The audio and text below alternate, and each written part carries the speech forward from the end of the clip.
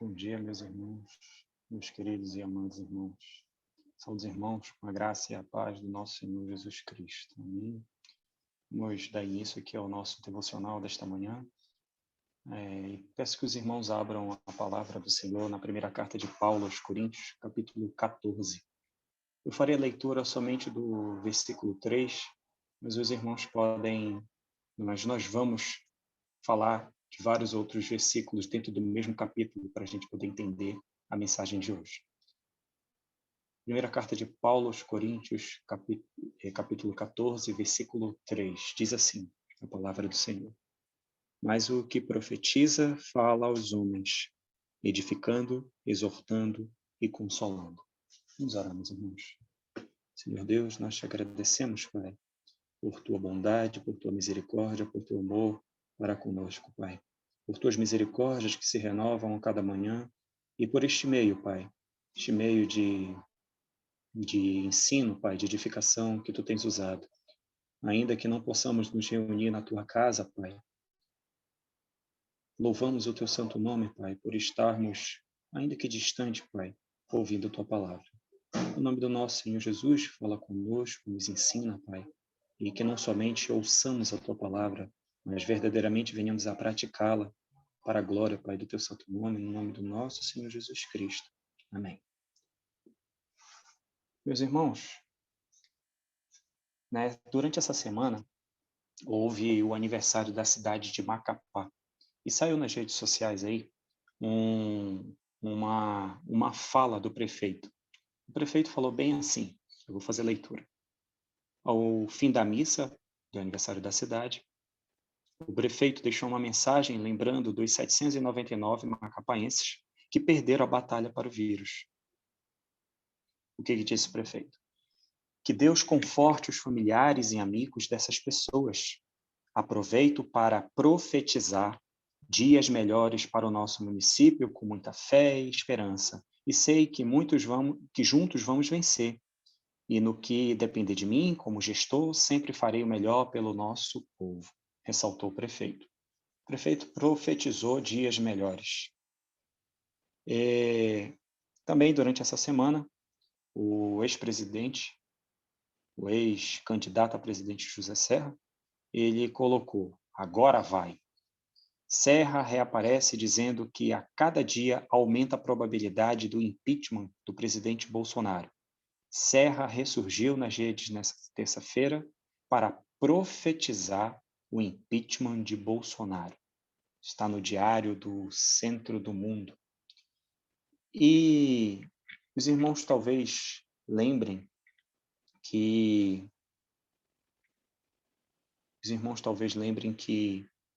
Lucas 2, o nosso Senhor Jesus, ele foi zombado pelos guardas. E Lucas 22, 63 diz assim, os que detinham Jesus zombavam dele, davam-lhe pancadas e vendando-lhes os olhos, diziam, profetiza-nos, quem é que te bateu? E muitas outras coisas diziam contra ele, blasfemando. Ou seja, meus irmãos, acabei de pegar 3 ilustrações do uso da palavra profetizar. Nós lemos aqui no versículo 3 do capítulo 14, mas o que profetiza, ele fala aos homens, edificando, exortando e consolando. Na época do Novo Testamento, a palavra grega que representava a palavra profetizar, ela possuía uma variedade de significados. Em geral, ela significava que era aquele que falava baseado em alguma influência externa, muitas vezes uma espécie de experiência espiritual. Já nos dias de hoje, meus irmãos, nós ouvimos muito falar que profetizar é falar as coisas do futuro. Pelo menos o nosso país, cheio de misticismo, ele relaciona essa palavra a isso. Muito relacionada à proclamação da palavra do Senhor, e no meio evangélico, profetizar é ter uma pregação poderosa. A profecia, meus irmãos, ela, de acordo com a palavra de Deus, ela tem sido e permanece uma realidade sempre e onde quer que a verdade bíblica seja pregada com sinceridade. Isso é uma afirmação de J. Packer. Ou seja, meus irmãos, profetizar. O que é profetizar nos dias de hoje? Antes de a gente entrar nessa terminologia, na explicação dessa palavra, vamos entender por que Paulo escreveu aos Coríntios. Paulo, a cidade de Corinto era uma cidade muito conhecida. Ela ficava de um lado o mar do Mar Egeu e do outro lado o Mar Jônio. E era uma famosa cidade dali da província de Acaia. Por ter uma localização geográfica muito propícia para o mercado, muito propícia para a circulação de pessoas, por ter dois mares ali próximo, ela circulava, ela tinha uma grande variedade de importação e exportação de mercadorias. E aí, Paulo, em Atos, no livro de Atos, Lucas nos conta que após Paulo ter ensinado ali em Corinto durante 1 ano e meio, ele foi obrigado, em virtude do comportamento dos judeus, ele foi obrigado a sair dali da cidade para poder ir para a cidade da Síria. E aí, quando ele saiu, a cidade ficou desguarnecida, muitas coisas não foram explicadas e abriu margens para entrarem falsos apóstolos. Chegaram pessoas lá se dizendo apóstolos, ensinando uma doutrina que era contrária às Sagradas Escrituras, e isso estava ali aberto. Por que eles entraram lá? Por 3 motivos. Porque eles se orgulhavam da sua oratória brilhante e ostensiva, eram pessoas que tinham uma boa oratória, tinham uma boa dicção, eles tinham lábia, como a gente pode dizer no dia de hoje. Eles almejavam dividir a igreja em facções, eles queriam dividir a igreja em Corinto da maneira que lhes agradava, e eles queriam fazer o seu próprio jogo, o aumento da sua própria reputação. Eles não estavam pensando no corpo de Cristo, eles não estavam pensando em edificar a igreja, eles estavam pensando em si, nas coisas que eles entendiam que era para eles. Ou seja, a presença e o surgimento desses falsos apóstolos, muito envolvido pela ganância, também foi agravada na igreja em Corinto pela presença dos vícios, porque, como foi falado, era uma cidade que movimentava, que tinha uma circulação muito grande de pessoas, e junto vinham os vícios do mundo, como a vaidade, a cobiça insaciável, a arrogância, a luxúria, o egoísmo, os prazeres do mundo. Tudo isso estava envolvido, fazia parte daquele clima, daquele ambiente naquela cidade. Ou seja, isso também não só estava na cidade de Corinto, mas isso entrou na igreja. Isso começou a penetrar os corredores da igreja. Os irmãos estavam começando a trazer o mundo para dentro da igreja, a ser moldado de acordo com o mundo. Mas o mais grave dentro de tudo isso não era somente o envolvimento do mundo dentro da igreja e a presença dos falsos apóstolos, como se isso não fosse ruim, mas o principal era a apostasia da sã doutrina. Eles estavam totalmente desvirtuando a igreja do Senhor Jesus, ao ponto de negar um dos fundamentos da fé, que é a ressurreição dos mortos.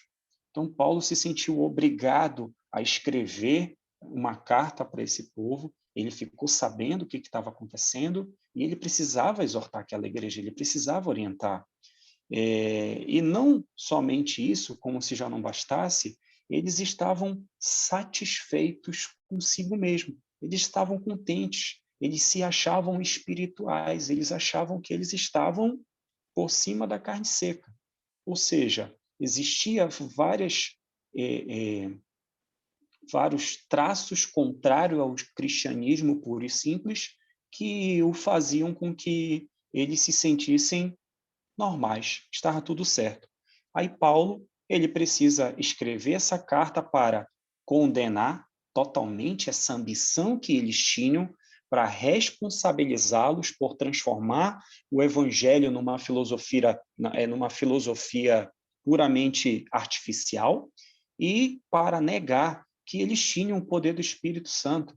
eles se achavam espirituais e Paulo precisava escrever, não, não, não, não, não é bem assim, vocês estão caminhando por um lugar que não é o correto.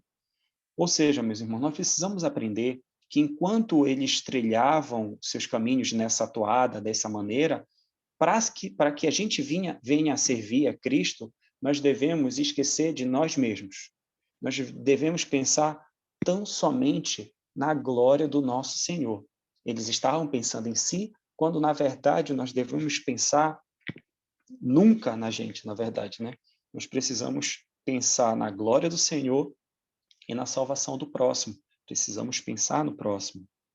Ou seja, já que os coríntios se inclinavam mais pelo ensino engenhoso do que pelo benefício da igreja, eles não poderiam saborear a beleza do evangelho. Já que eles viviam tão ansiosos por novidade, então Cristo para eles estava fora de moda. Não, não é isso, mais ou menos. Ou seja, a igreja, os irmãos de Corinto queriam coisas novas. E aí isso era um prato cheio para o caminho para os falsos apóstolos. A atenção daquela plateia congregacional, ela já estava garantida. Eles querem o que nós vamos dar para eles.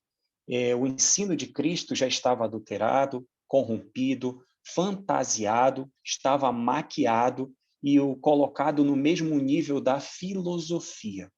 Ou seja, meus irmãos, o contexto do povo daquela época, o que estava acontecendo na igreja, nos coloca no ponto de entender, ok, Paulo, vamos entender por que Paulo escreveu aquela carta daquele jeito. Em resumo, Paulo escreveu essa extensa carta de 16 capítulos de maneira bem expressiva e maçante para orientar esse povo que estava equivocado. No capítulo 1, ele vai falar das ações, ele vai dar ações de graças a Deus, vai exortar quanto à unidade. Lembra que o povo estava, eu sou de Cefas, eu sou de Apolo, eu sou de Cristo, eu sou de Paulo. Logo no capítulo 1, Paulo já começa exortando, não, vocês precisam ter unidade. Fala da vocação para que eles foram chamados e fala das virtudes do nosso Senhor Jesus. No capítulo 2, ele vai falar o caráter da pregação dele e da verdadeira sabedoria. Lembra que Paulo diz que ele não usa a sabedoria humana para pregar, mas usa só a própria palavra de Deus? A verdadeira sabedoria provém de Deus. No capítulo 3, ele vai falar sobre a imaturidade, a responsabilidade daqueles que estão ensinando. Ele coloca a sabedoria humana no seu devido lugar. Diante da sabedoria de Deus, a sabedoria humana não tem vez. Ele fala da responsabilidade de quem prega e ele reprova severamente a arrogância. No capítulo 5, 6 e 6, ele repreende contra a imoralidade e contra os conflitos dos irmãos. Havia litígio, havia discussão entre eles e havia impureza sexual dentro daquela igreja. No capítulo 7, ele entra na esfera do casamento, ele entra na responsabilidade da estabilidade da família. No capítulo 8, ele vai falar sobre sacrifícios e os ídolos que eles estavam se envolvendo. No capítulo 9, após falar sobre os sacrifícios e os ídolos, ele vai falar sobre a liberdade e o direito de apóstolos. No capítulo 10, ele vai exortar para que eles vigiem e que eles tenham discernimento contra a idolatria e a liberdade cristã. No capítulo 11, ele vai falar sobre o uso do véu na igreja e a ceia do Senhor. Capítulo 11, que a gente usa muito para quando a gente vai ministrar, quando a gente participa da ceia do Senhor. No capítulo 12, ele vai falar dos dons espirituais. A igreja, ela se sentia espiritual, ela achava que ela estava correta. E aí ele vai explicar que Deus deu vários dons para muitas pessoas, para uns de profecia, para outros de apóstolos, para outros de profeta. No capítulo 13, ele fala sobre o amor. O amor é benigno, não se ufana, o amor tudo suporta. E no capítulo 14, ele começa a falar sobre os dons de profecia e de línguas. Ele pega os dons espirituais que ele tinha citado no capítulo 12, e agora no capítulo 14 ele pega dois dons, o de profecia e o de línguas, o famoso dom de línguas, de falar línguas estranhas. Ele orienta a igreja como deveria ser feito aquilo, e fala sobre a ordem no culto, como eles estavam agindo dentro do culto, de uma maneira totalmente deturpada. No capítulo 15, como eles estavam negando o fundamento da fé da ressurreição do nosso Senhor Jesus, Então, ele vai falar sobre a ressurreição de Cristo e da vinda do nosso Senhor. E no capítulo 16, ele fala de ofertas, ele fala de alguns planos, ele encoraja e reconhece alguns irmãos e ele saúda, finalizando a carta. Ou seja, meus irmãos, Paulo escreve uma carta bem longa para exortar tantas coisas que estavam erradas ali na igreja de Corinto, para edificar a igreja não somente lá naquele período, mas edificar a igreja nos dias de hoje também. Então vamos falar um pouquinho desse capítulo 14 aqui, que é o que nós temos para essa manhã. Mas vamos voltar para a palavra profetizar, que nós utilizamos lá na nossa introdução. No Antigo Testamento, profetizar significava anunciador, ou seja, aquele que anuncia as mensagens de Deus frequentemente recebidas por revelação ou discernimento. A palavra profetizar, ela também estava relacionada a vidente, aquele que vê. Então, consequentemente, todo profeta era um vidente, era aquele que via alguma coisa. Tem um teólogo americano que ele explica da seguinte maneira, Donald Stamps: os profetas eram homens que falavam sob o impulso direto do Espírito Santo e cuja motivação e interesse principais era a vida espiritual e a pureza da igreja. Tinha um propósito na hora de profetizar, que era a pureza, era a vida espiritual, era a edificação. Os profetas, eles são ministros cuja prédica pode ser uma mensagem de edificação, exortação e consolação dos crentes. Dentro do Novo Testamento, meus irmãos, o profeta, ele significava 3 pontos. Ele proclamava e interpretava, cheio do Espírito Santo, a palavra de Deus por chamada divina. Isso nós vimos em Atos 2, quando Pedro discursa tanto logo no Pentecoste, um pouquinho logo ali, o pessoal falou, lembra que eles estão embriagados, estão falando em outros idiomas aí, na nossa língua materna? Não, eles não estão.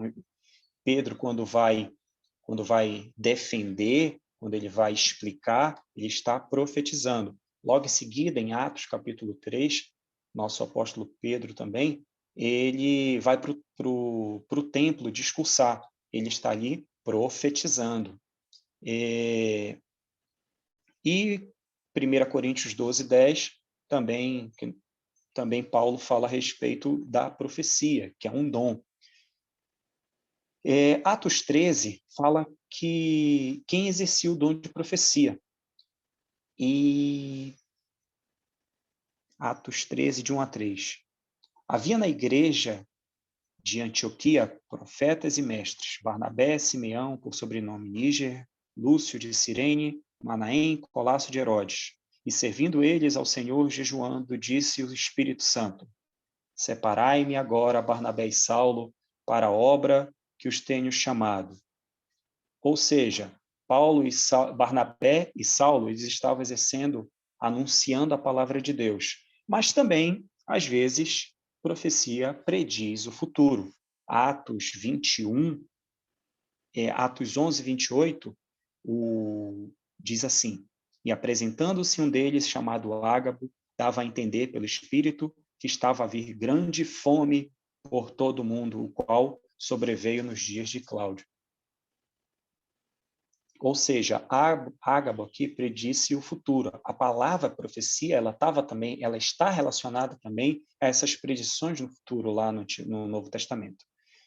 Ou seja, em grande resumo, meus irmãos, a profecia, ela é uma mensagem de Deus dada à pessoa a quem o Espírito manifesta este dom.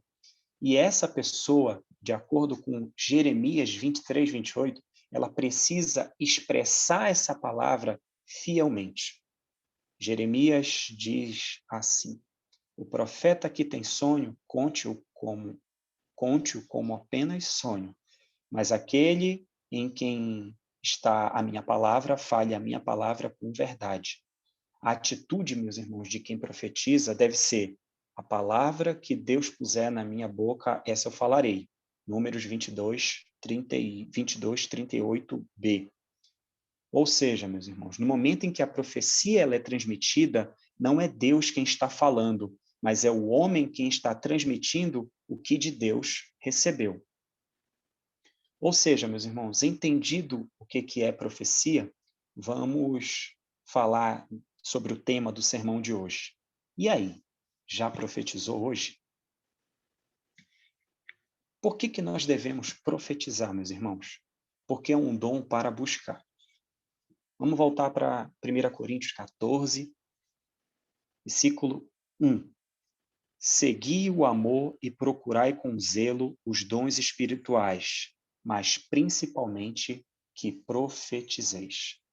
Meus irmãos, o apóstolo começa esse capítulo utilizando 3 verbos no tempo presente, para indicar que a obediência a essas ordens devem ser constantes na vida do crente. Nós devemos seguir o amor, procurar com zelo e nós devemos profetizar.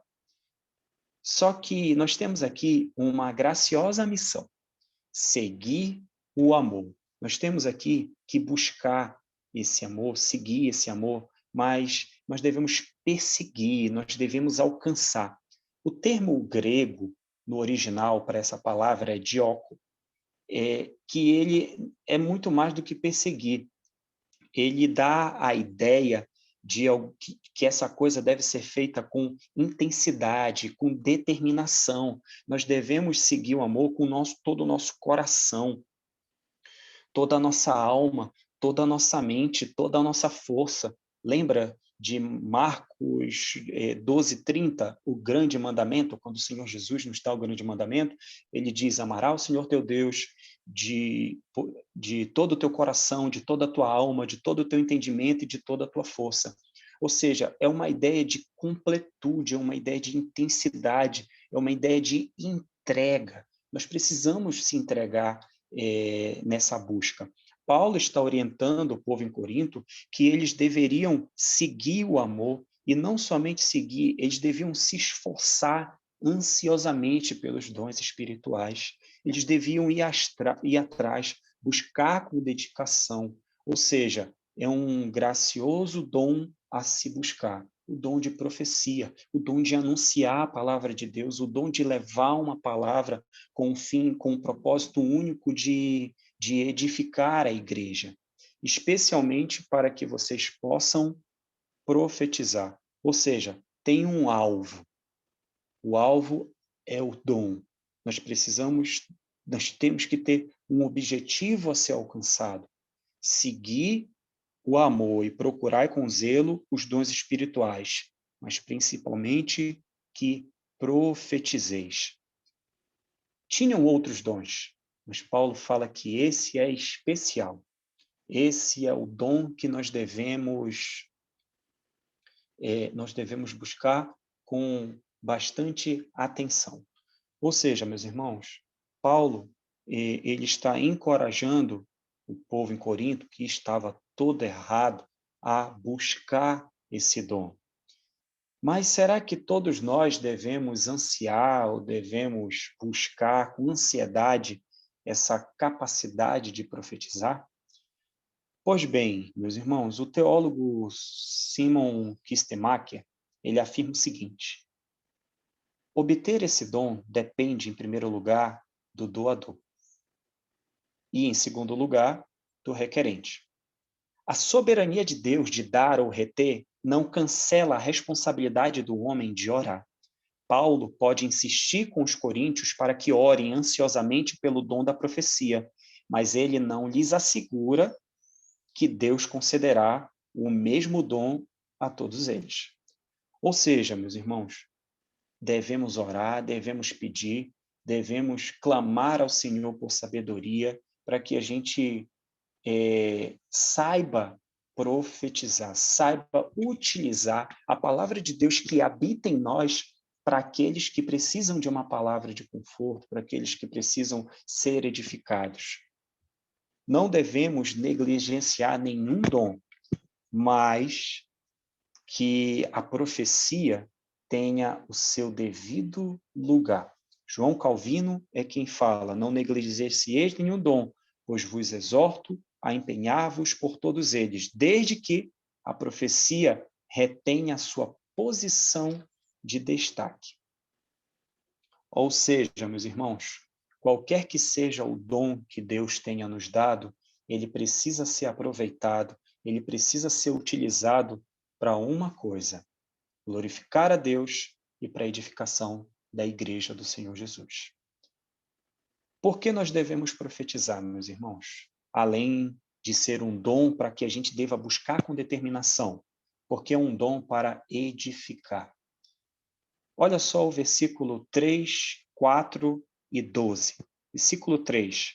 Mas o que profetiza fala aos homens edificando, exortando e consolando. Versículo 4 diz: o que fala em outra língua, a si mesmo se edifica, mas o que profetiza, edifica a igreja.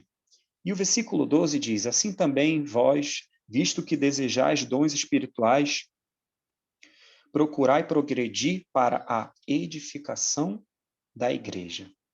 Ou seja, meus irmãos, se os dons espirituais, o reformador João Calvino explica assim: se os dons espirituais são para vocês uma fonte de deleite pessoal, atentem para que eles sejam direcionados para edificação mútua. Somente quando a igreja obtém algum benefício de vocês é que realmente vocês serão destacados e merecedores de louvor. Eles estavam se achando espirituais. E aí Paulo escreve: não é assim, não. Vocês estão equivocados. Precisa edificar a igreja. Aqui ele está contrastando essa fala, esse versículo 12, com o dom de línguas, que eles estavam falando em outras línguas, mas ninguém estava entendendo. Não, vocês não estão edificando a igreja, porque o gracioso dom da profecia, ele precisa edificar o corpo de Cristo. Quanto mais uma pessoa, quanto mais ansiosa esteja uma pessoa para se entregar à edificação, com mais nobreza o apóstolo deseja que ela seja respeitada. Dar honra a quem merece honra. Ou seja, profetizar é um dom para edificar. Só que o ponto mais alto desse ensino é que a pessoa mais proeminente, mais sublime, mais notável, de maior projeção dentro desse dom, seja o nosso Senhor Jesus Cristo. Ele é quem precisa ser o mais sublime. No verso 3, nós temos uma afirmação desse dom que edifica a igreja. Olha só. Mas o que profetiza fala aos homens edificando, exortando e consolando. Ou seja, meus irmãos, tem um tríplice propósito aqui. Essa mensagem ela deve ser instrutiva, incentivadora e consoladora. O reverendo Augusto diz o seguinte, que edificação é o crescimento que o crente tem nas coisas de Deus. Nesses dias de pandemia, nós estamos aí diante dos nossos celulares, diante dos nossos computadores, diante de séries de Netflix, Prime, YouTube. De que maneira nós estamos sendo edificados? Somente com as pregações, os devocionais no domingo pela manhã, somente com a nossa escola bíblica durante a tarde. Às quartas-feiras, alguns irmãos têm participado da reunião de orações que o nosso pastor tem feito, mas pouquíssimos irmãos. De que maneira nós estamos nos enchendo da palavra de Deus? De que maneira nós estamos buscando, seguindo o amor para edificar, consolar e exortar? Bom, 1 Tessalonicenses 2, 11 e 12. O testemunho do ministério de Paulo. Pois vocês sabem que tratamos cada um como um pai trata seus filhos, exortando, consolando e dando testemunho para que vocês vivam de maneira digna de Deus que os chamou para o seu reino de glória. Ou seja, meus irmãos, vejamos alguns pontos práticos desse dom no corpo de Cristo. O dom de profecia edifica as pessoas em sua fé. Edificar, ajudar o nosso irmão, ajudar o próximo a crescer nas coisas de Deus. Aprender um pouco mais da palavra de Deus. Não sei se os irmãos têm aquele momento durante a semana em que você está fazendo o seu devocional, está fazendo a sua leitura bíblica, está orando e junto em família. E olha só, você lembra quando quando o rei Davi, por exemplo, ele voltou para... Ele foi segunda carta de Samuel, quando o rei Davi ele foi instituído rei logo após a morte do rei Saul. Lembra que Israel ficou sob o governo de Isbosete, filho dele, e ele ficou reinando em Judá, foi levantado pelo povo em Judá. Lembra desse episódio? Coisas assim, eu não sabia disso. Ou então, alguma fala do Senhor Jesus. Isso você está edificando os de casa, está edificando o povo. Às vezes numa conversa com outro irmão, às vezes numa palavra de consolo. O que eu vou falar? O que eu devo falar? A Bíblia, a palavra de Deus tem que estar em nossas mãos. Paulo estava orientando o povo em Corinto que eles precisavam edificar as pessoas na fé. Outro ponto, o dom de profecia, ele direciona para um único lugar, Cristo. Não existe outro lugar que o dom de profecia não faça, senão direcionar para o alvo, para o consumador da nossa fé, o nosso Senhor Jesus. O dom de profecia, ele ensina as pessoas a viver vidas santas. Aquele irmão que comenta com a gente que vai fazer alguma coisa errada, que vai, por exemplo, quebrar o decreto governamental. Eu preciso caminhar na praia da Ponta Negra hoje porque eu preciso sair de casa. Mas há um decreto dizendo que a partir de tal hora não pode fazer isso, isso e isso. Eu vou estar sozinho. Nós devemos, com o dom de profecia, ensinar as pessoas a viver vida santa. E também o dom de profecia anima e inspira os ouvintes a enfrentar os problemas do dia a dia. Ou seja, nossas dificuldades, por exemplo, financeiras, as nossas lutas que nós estamos vivendo com a morte de pessoas tão queridas. Nós precisamos animar, nós precisamos encorajar, nós precisamos inspirar as pessoas uns aos outros. É interessante que o dom de profecia, quando Paulo coloca aqui, ele não é para as pessoas lá fora, ele é para as pessoas aqui dentro, é a edificação da igreja. Paulo está escrevendo uma carta para edificar o corpo de Cristo. Nós precisamos aprender dessa maneira. Observem que esses pontos práticos, eles eliminam o ensino no mundo de que as funções da palavra profética possuem um papel exclusivo de previsão. Não, profetizar é ensinar, é instruir, é edificar a igreja. Nós devemos fazer isso uns aos outros. É isso que Paulo está escrevendo ao povo de Corinto, é isso que ele está falando para a gente aqui. Ou seja, precisamos aprender que a profecia, ela intima, e isso é o pastor João Calvino falando, essa profecia, ela intima a consciência de pessoas a comparecerem a um tribunal divino e enche essas pessoas com uma vívida apreensão do juízo divino, de modo que qualquer um que em sua indiferença costuma menosprezar essa doutrina se vê constrangido a glorificar a Deus. A gente edifica, a gente orienta, a gente ensina, a gente exorta. A palavra de Deus, ela tem essa função, esse dom de profecia de anunciar a palavra de Deus. Ou seja, não podemos esquecer que o intuito do dom de profecia é a edificação. É ministrar ensinamentos próprios para edificação. A igreja não deve se entregar às práticas inúteis e fúteis, mas tudo que fizer que seja feito visando a edificação. Continua João Calvino. Todo aquele que recebe algum dom deve se esforçar por empregá-lo visando o bem de todos. Meus irmãos, muitos de nós precisamos de uma ligação. Muitos de nós precisamos de uma palavra amiga. Quantos de nós, esporadicamente, lembramos de alguém? Me veio na cabeça o presbítero Barreto. Você falou com o presbítero Barreto essa semana? Não. Ligou? Não também. Às vezes o presbítero está precisando de uma oração, acordamos pensando no pastor Cristiano. Ore pelo nosso pastor, ore pelos nossos presbíteros. Muito mais do que isso, faça uma ligação.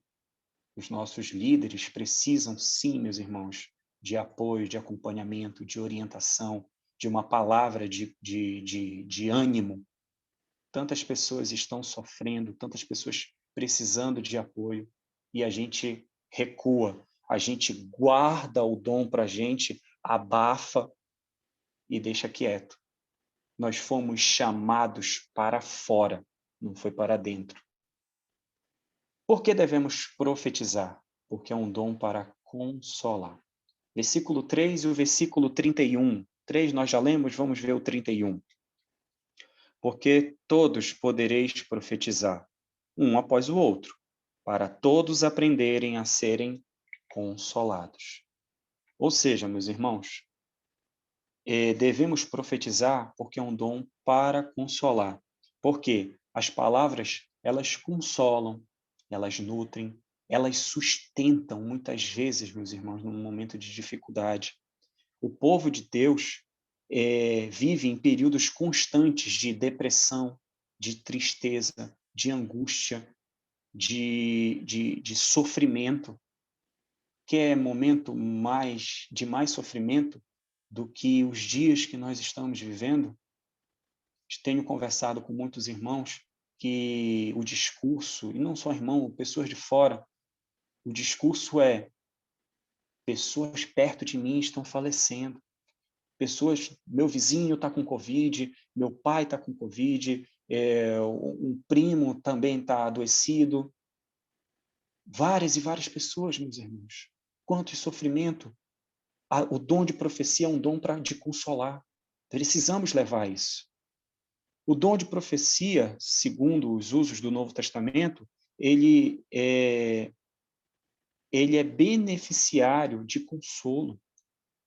E quem são essas pessoas? São as pessoas entristecidas, as pessoas que estão em luto, as pessoas que estão em dificuldades, são os presos, são as viúvas, são os empobrecidos, os desempregados. São essas pessoas que precisam de uma palavra amiga. Ou seja, meus irmãos, todos nós precisamos de estímulos, precisamos de sustento, de consolo. Ou seja, nós, como diz o pastor Cristiano, deixa Deus te usar. Nós devemos ser instrumentos de Deus para consolar uns aos outros. Nós não podemos negligenciar esse dom. Nós devemos nos apropriar dessa verdade. Por que nós devemos profetizar? No sentido de anunciar a palavra de Deus. Porque é um dom para se buscar, como nós aprendemos aqui agora. É um dom para edificar a igreja, amar ao próximo. E ele também é um dom para consolar. Busca, edificação e consolo. E aí? Já profetizou hoje? Já ligou para quem tem que ligar? Ah, não vou ligar não, vou deixar para depois. Ligue, meu irmão. Mande uma mensagem. Não deixe, não guarde com você um gracioso e um majestoso dom que Deus lhe deu. Use-o, deixa Deus lhe usar, como diz o nosso pastor. Concluindo, meus irmãos, o profeta do Antigo Testamento, ele predizia a revelação, sim, muitas vezes. Mas principalmente ele predizia a vinda do Messias, a vinda do nosso Senhor Jesus. E ele veio. Profeta do Novo Testamento, ele nos ensina que nós devemos agora proclamar o evangelho que já começou. Nós devemos anunciar as boas novas do nosso Senhor Jesus. A obra de profetizar consiste em edificar, incentivar e consolar os crentes. Qualquer pessoa que ministra à igreja proclama a revelação de Deus, interpreta o plano de salvação e aplica a verdade do Evangelho. Ou seja, não devemos esquecer que o dom de profetizar visa aplicar a verdade de Deus às vidas humanas com vista à compreensão e ao crescimento dessas pessoas. Todo crente, meu irmão, pode pedir a Deus, que deve pedir a Deus para lhe ajudar, para dar-lhe palavras certas para falar quando a necessidade surgir. E Deus ouvirá e atenderá os seus pedidos. Devemos estar em constante oração, orar sem cessar, para que no momento que pedir, para que no momento que surgir, estejamos preparados. A profecia tem sido e permanece uma realidade, sempre e onde quer que a verdade bíblica é pregada com sinceridade. Falei isso lá atrás com Jay Packer. Repito novamente, a profecia tem sido e permanece uma realidade, sempre e onde quer que a verdade bíblica é pregada com sinceridade. Meus irmãos, para aplicação, devemos buscar incansavelmente o dom de profecia. Devemos visar a edificação da igreja, não para a gente. Não, eu vou ligar para cumprir meu quadrinho. Não, é para edificar o irmão, pensar no próximo, trabalhar isso. Somos tão egoístas muitas vezes que a gente faça isso, não que os outros vejam, que a nossa mão esquerda faça, que a direita não veja. Ninguém precisa saber que você ligou para todo mundo. Faça, simplesmente para edificar o irmão. E devemos consolar uns aos outros. Perdemos alguns irmãos queridos, conhecidos, muitos próximos. Essas famílias ficam enlutadas por semanas, por meses. Uma ligação, vez ou outra, não para falar sobre o que aconteceu, mas para falar sobre outros assuntos, para mostrar que é querida. Não somente consolar os que perderam entes queridos, mas os que estão, por exemplo, passando por dificuldades financeiras, por aqueles que estão passando por tribulações de outros assuntos, por aqueles que estão desempregados. Meus irmãos, temos tantas e tantas lutas que a pandemia, meus irmãos, não nos afaste, que ela nos agregue, que o corpo de Cristo continue unido, que continue se edificando. E por fim, meus irmãos, finalizo a pregação com 1 Pedro 4:11, que diz: se alguém fala, fale de acordo com os oráculos de Deus.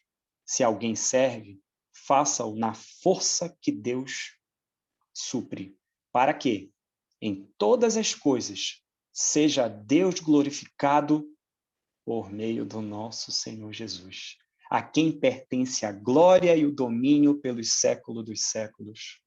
Amém. Vamos orar.